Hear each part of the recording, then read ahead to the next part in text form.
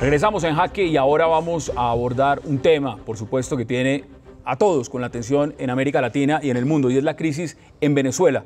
Los acontecimientos que pasaron después de la detención del alcalde de Caracas, Antonio Ledezma. Por obvias razones, empiezo con usted, doctora Noemí, porque usted fue canciller de Colombia, ex embajador en Venezuela, conoce muy bien el tema. ¿Cómo ve lo que está pasando en Venezuela?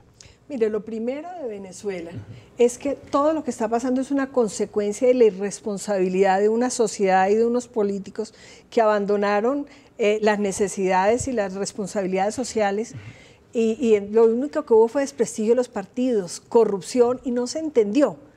Y entonces lo interpreta el presidente Chávez, que fue talentoso, carismático, y logró mantener, pero el modelo es un fracaso que ha ido degradando. Pero llevan 16 años, ¿no? Y se ha ido constituyendo en una dictadura. Hoy en día en Venezuela no hay democracia, no hay libertades, no hay garantías jurídicas, no hay atención, exacto, no se le está atendiendo a la gente sus necesidades elementales. Mire, leía este fin de semana un editorial del diario El Espectador que titulaba La delgada línea roja. Es decir, cuando se cruza esa línea entre un Estado democrático y se entra ya en un régimen autoritario. En su opinión, ¿en Venezuela ya se cruzó esa línea roja o no? Pues yo pienso que, sinceramente, no. Lo que pasa es que aquí en Colombia nosotros no vemos la realidad desde la óptica integral. Por ejemplo, cuando aquí compramos 30 tanques de guerra y los colocamos en La Guajira, en Venezuela inmediatamente empiezan a hablar del armamentismo colombiano. Nosotros no nos sentimos armamentistas, aquí creo que nadie está pensando en atacar a Venezuela, pero pues visto desde el otro lado, yo estuve viviendo allá 4 años, del año 99 al año 2003, y yo desde esa época vi, es que es como dos visiones totalmente distintas de la realidad. Pero decir, digamos, que es que hay un eje Colombia, Estados Unidos, España, bueno, que lo que quiere es desestabilizar el país, que la crisis económica del país es debida a razones externas, ¿eso es válido o eso es sencillamente un populismo? Lo que a mí me parece no es válido es que uno, cuando perdió las elecciones, se dedique cada 3 meses a ver cómo hace renunciar al presidente. Entonces, en ese orden de ideas, a mí sí no me parece que uno, por perder las elecciones, tenga el derecho fehaciente a decir que no se cumple el mandato. Allá tienen una norma constitucional que no existe en ninguna otra constitución que yo conozca en el continente, que es la posibilidad de revocar a un mandatario de elección popular mediante un referendo. Entonces, yo no entiendo por qué la oposición no se organiza para pedir un referéndum revocatorio. Que la oposición lo que ha estado es dividida todos esos años. ¿Usted lo ve de la misma forma o decir que en Venezuela sí hay democracia, eso es un error? Allá lo que hay es un régimen autoritario. No, a mí me parece muy grave lo que está pasando en Venezuela, no hay duda. La persecución judicial a la oposición, el desconocimiento de los derechos y libertades fundamentales. El 42.8% de los gobernantes no chavistas están respondiendo ante la justicia. Lo más reciente, lo de Ledezma, cómo fue capturado. De manera que hay que propiciar una gran acción de la comunidad internacional para salvar esa democracia. ¿Gran acción es de parte de quién? Porque se lo pregunto de una vez. ¿Usted cree que UNASUR ha jugado? Yo sigo creyendo en la Carta Democrática Interamericana para eso. ¿La OEA? Sigo creyendo en la OEA a pesar de su debilitamiento. Si nosotros, con tanto esfuerzo a lo largo de los años, logramos consensuar un documento internacional cuyo objetivo es defender la democracia, ¿qué es lo que hay que hacer ahora? Pues acudir a él, acudir a la legalidad internacional para cooperar a que no siga deteriorándose la situación. Con la OEA justamente no han creado el ALBA, la CELAC, UNASUR, es para hacerle contrapeso a la OEA, pero... Mire, yo creo que Venezuela sí cruzó la línea roja hace rato, porque no hay independencia de poderes, porque no hay libertad de prensa, porque hay persecución y criminalización a la oposición. Aquí hay muchos que lloran por lo de Ledezma, pero celebraban que aquí tumbaran a la brava Petro. No, es que aquí tampoco es que tengamos mucho ejemplo que dar, pues aquí matamos más gente de la que matan en Venezuela por hacer política. De manera que, sin decir que es que nosotros vamos a resolverle, mi opinión es que allá sí se están violando las garantías democráticas. Y yo creo que lo que hay que hacer es lograr que los venezolanos, la OEA pues no sirve para nada, mucho menos para arreglar semejante situación tan compleja. Lo que hay que restablecer, en mi opinión, facilitar desde todos los países. A Colombia le sirve tener una democracia funcionando en Venezuela. Gane o no gane el chavismo, porque es que ese es el otro tema. Democracia no es que pierda el chavismo.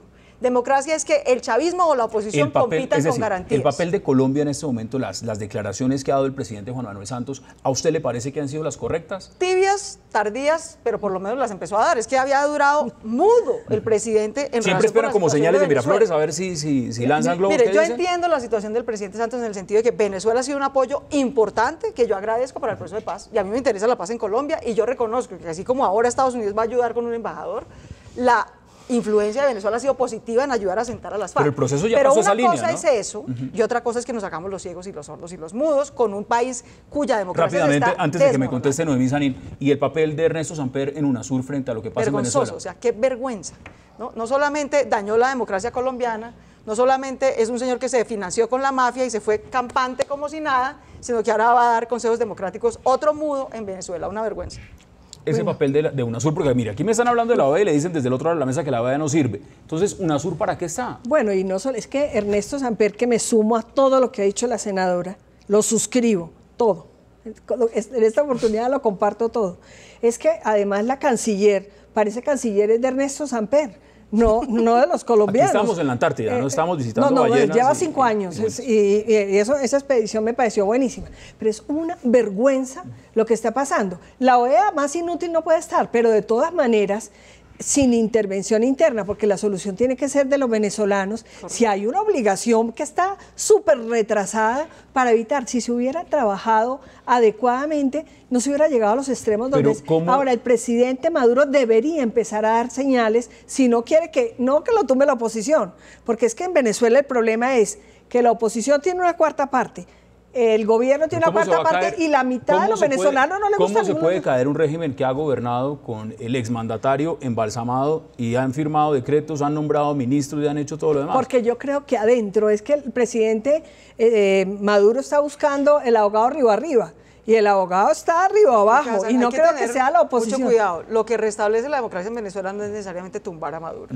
No, al contrario, ni hay que incentivar. Yo lo que creo es que tenemos que hacer todos los esfuerzos como ciudadanos, como senadores, el gobierno a través de sus canales diplomáticos, la OEA que poco de nada sirve, todos los demás, es para restablecer un diálogo político serio y con garantías entre los diferentes sectores de la sociedad. Senadora, pero perdóneme una cosita que no terminé, perdóneme terminar. Brevemente le doy la observación. Un minuto, tal como le hemos dicho toda la vida a la FARC y a los gobiernos y a los políticos y a los congresistas, hechos. El presidente Maduro tiene la obligación, porque es universal y es un derecho de permitir que haya libertad de información, libertad de estar informado, y tiene que dar alguna señal. Pero si allá los canales, mire, la libertad de expresión en Venezuela consiste, lo ha dicho la misma relatoría, la libertad de expresión de la OEA es o en coartar los medios de comunicación o en comprar. Por eso le digo que tiene que dar señal, pero y también muy grave los que tienen medios. Le doy la réplica porque también creo que la doctora Clara puede intervenir. Ni siquiera réplica, simplemente una observación.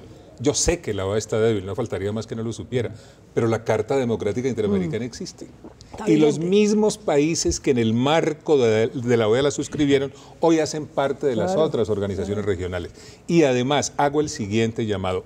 Esto es una evidencia del error que se comete cuando se permite que se debiliten los mecanismos hemisféricos. Doctora Clara, en este momento ha dicho también el presidente Nicolás Maduro lo siguiente, que son los medios oligárquicos desde Colombia los que están generando caos, pánico y desestabilización en Venezuela.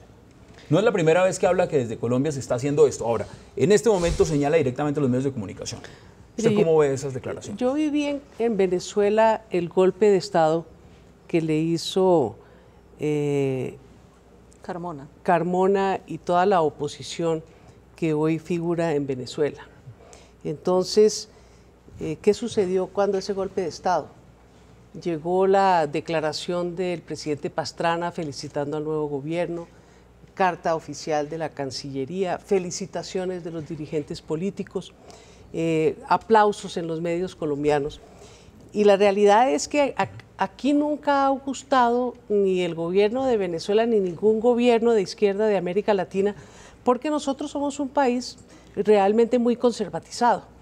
Yo, como milito en la izquierda democrática colombiana, siempre he visto una doble moral en señalar la viga, ¿cómo es que es el dicho? La viga en el ojo ajeno. La viga en el ojo ajeno. Sí, porque pues yo pertenezco a ese sector de la oposición en Colombia que no nos metían a la cárcel, sino que nos mataban.